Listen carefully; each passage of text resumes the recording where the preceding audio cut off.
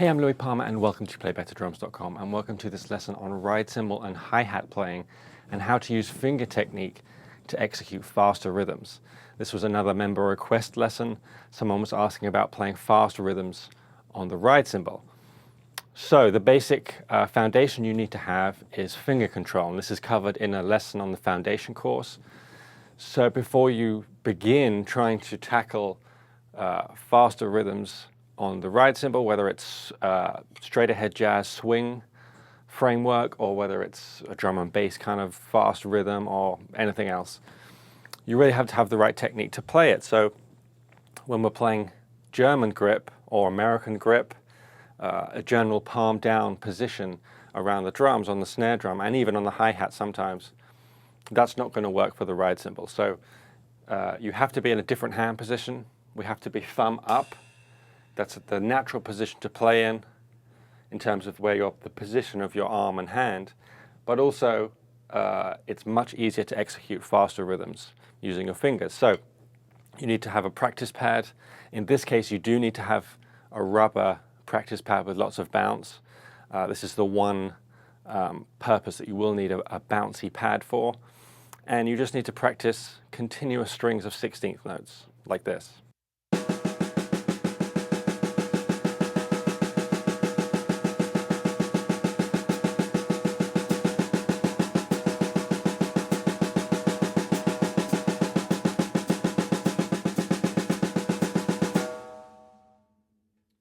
So you can work each finger individually. So we'll start with the back finger, and you can do groups of 4, 8, 16, and then change to the next finger and the next finger and so on.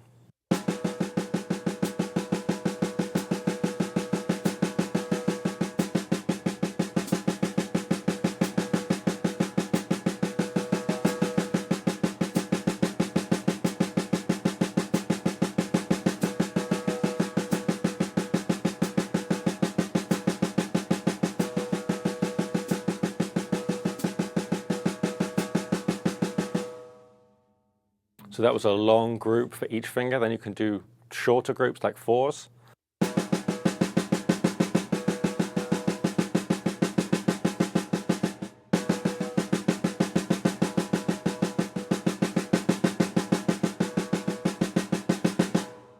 And so on and so on, just coming up with different combinations, different exercises to keep you occupied while giving your fingers a good workout. And it's also very important to make sure that you work the last finger, the smallest finger. People will often ignore that one, thinking that it's less powerful, it's not as strong as the other ones, and therefore is not as useful. But it's the furthest away from the fulcrum, which in this case, for finger control, it's going to be the first finger. So the smallest finger is the furthest away and has a lot of leverage. So it's really important that you include that finger and build some strength. And I also hate it when drummers you see them play whatever hand position they're using and their little finger is sticking out while they play because they haven't built up the technique to use it. So that's the first thing. You need to practice on pads and build that technique. And then once you're getting comfortable with that, then you start to move it to the ride cymbal and do the same thing, continuous 16th notes.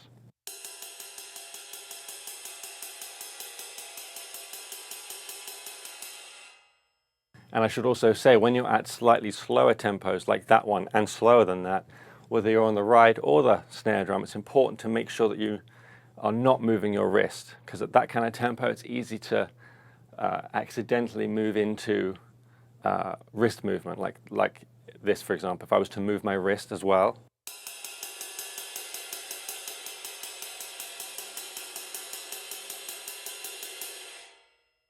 So with that, I'm using fingers, but I'm also allowing my wrist to move. You want to not do that. You want to isolate the wrist and be able to choose when to do that and choose when to only use fingers.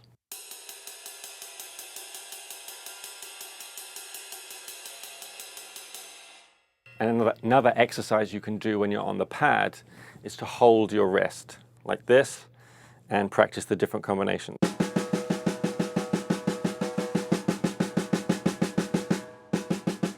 And then go through the fingers individually while holding your wrist, so you really are making sure that the fingers are isolated. So back to the ride cymbal.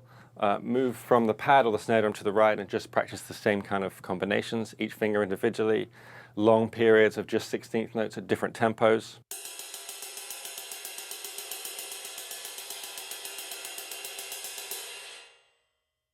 And then the next stage is to get into broken rhythms. So when I was practicing this technique and wanted to apply it to hi-hat and ride cymbal, I found that I could play long strings of 16th notes and my fingers were super fast. But when I got to, particularly the hi-hat, but when I got to playing broken rhythms, then I had to start again and adjust the technique that I'd been learning to playing these broken rhythms, because there's a slightly different movement to your hand, and your fingers are playing a slightly different role, playing short groups and then catching the stick. So the first one you want to play is this.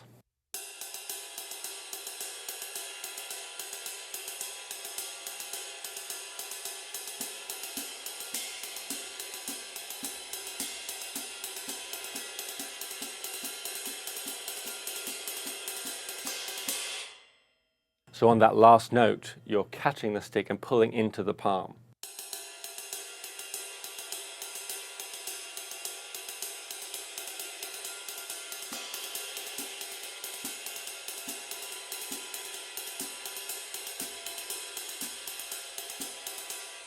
So that's starting with an 8th note and then 2 16th notes, and then we can do the other one, starting with 2 16ths.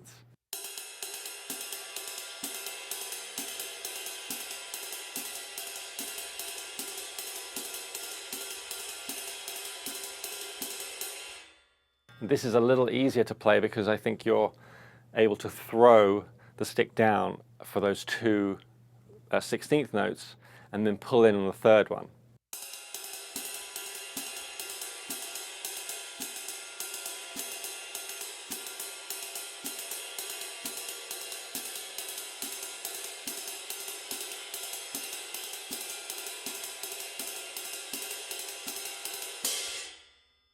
And once you're on the ride cymbal, try and come up with other broken rhythms, different combinations, go back and forth between continuous 16ths and the broken rhythms. One variation I wrote down in the PDF is groups of 5.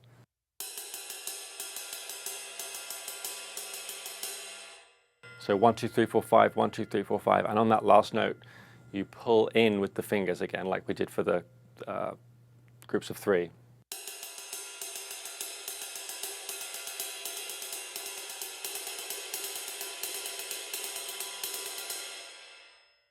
So that's good for practicing longer groupings, but then pulling in. And obviously, the longer the grouping, the harder it is to execute.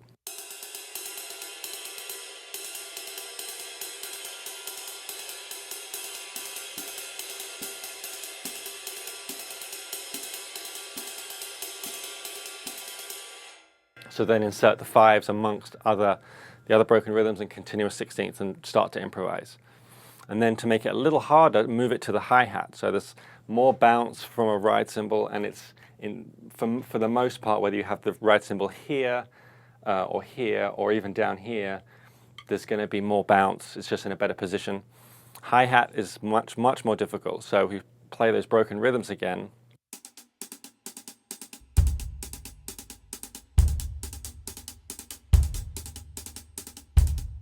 You just have to pull the sound out a little bit more, depending on where you have it placed.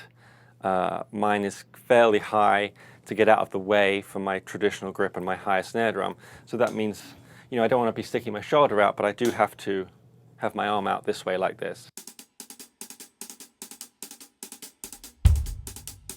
So then, particularly with the hi-hat, you can place it into some grooves.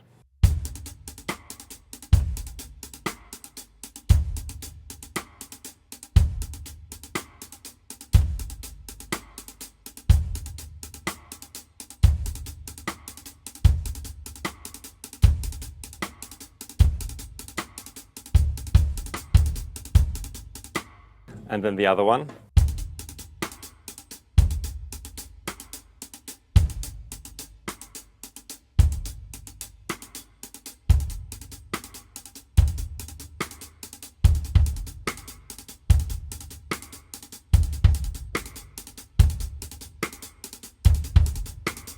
And then you can try playing the 5s as a groove.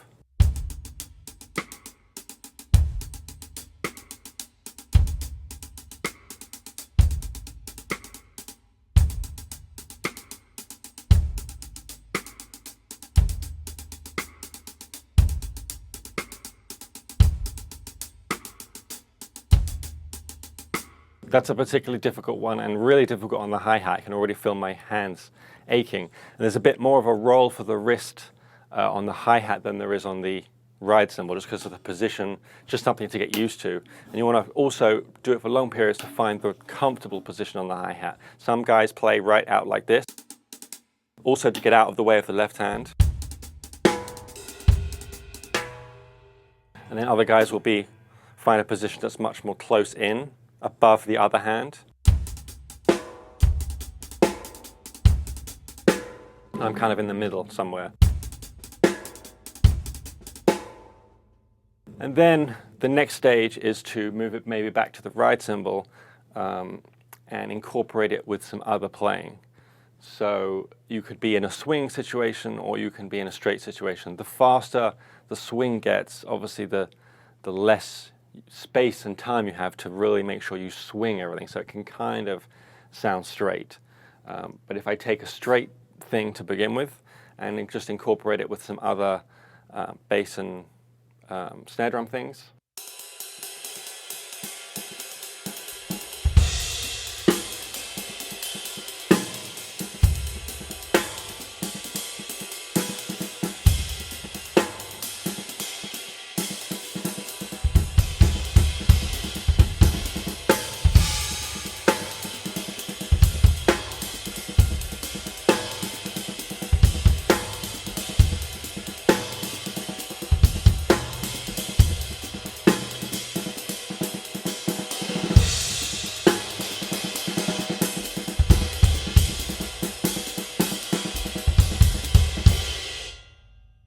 And at that kind of tempo, even though that's fairly fast, there's still a certain amount of wrist involved. So your wrist will move. You can't isolate the fingers completely. That's more of an exercise for when you're doing it just for endurance purposes. And then as we get quicker, then obviously less wrist gets involved and more fingers.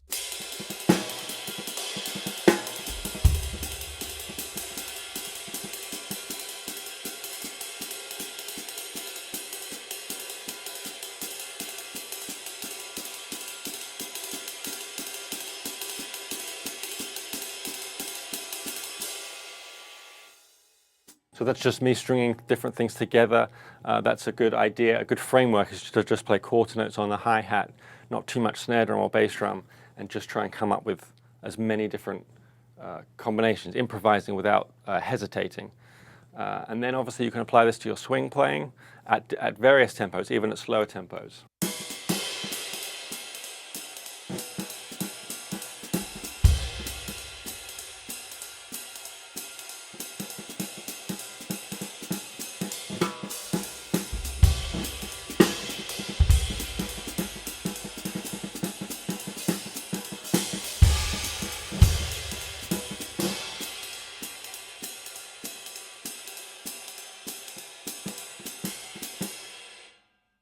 Sometimes if I'm playing something loose, I will be in the finger position, but I'll make the fulcrum more between the second finger and the thumb.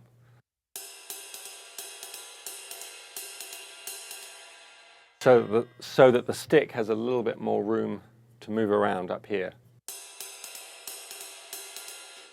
But my fingers are still shadowing the stick. And then if I'm playing a faster tempo, it'll be more from the front again.